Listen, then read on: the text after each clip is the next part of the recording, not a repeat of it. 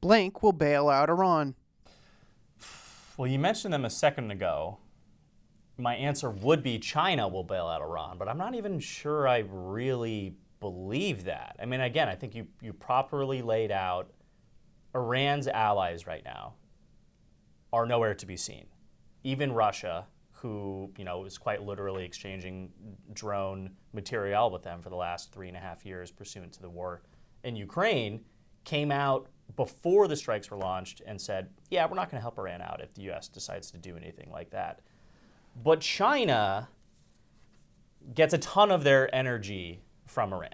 The oil that they import through the Strait of Hormuz, which amounts to like more than, I think, a third of its total oil consumption comes from the Strait of Hormuz, which right now Iran is threatening to close. And so if there is a player who still has something to gain from protecting the current regime, it would be China. But there are so many other factors at play that I just don't really see them going for it right now. But again, we're looking at this as rational actors. If there's one thing that Donald Trump brings to the international scene, it's a sense of, I don't want to say irrationality, but at least unpredictability. So perhaps Beijing isn't looking at this situation the same way I am. I'd be hard-pressed to think you come up with a different ally, perhaps, though, right? I mean, my answer would be no one will bail out Iran. Okay.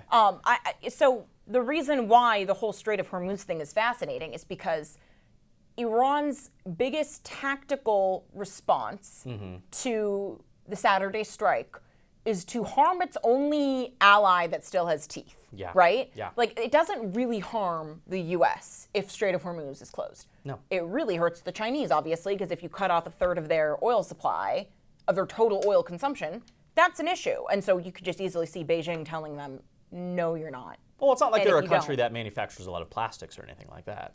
Yeah, no, that Nor do would be they an issue. use non-clean energy in any regard. Yeah, it's whatever. I mean, this is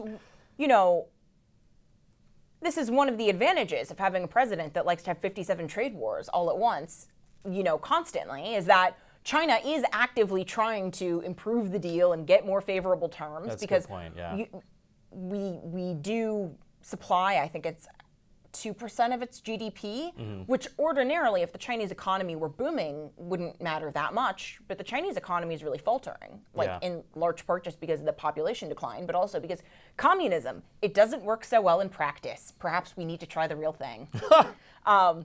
So it just, I think, if you're talking about who needs who more, China needs us a lot more than they need the Iranian regime. Without a doubt. They own all of our debt, essentially. At this point, a year and a half later, October 7th, one of the greatest strategical military mistakes in modern history? I think on the part of Iran, you'd have to say so. I mean, what really was the goal? Was it just murder and terror?